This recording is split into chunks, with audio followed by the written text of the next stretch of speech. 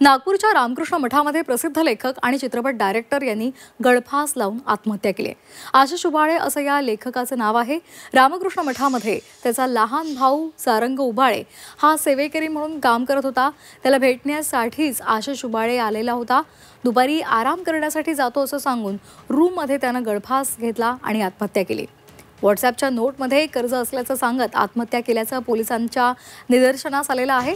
या प्रकरणामध्ये आता पोलिसांकडून तपास सुरू आहे।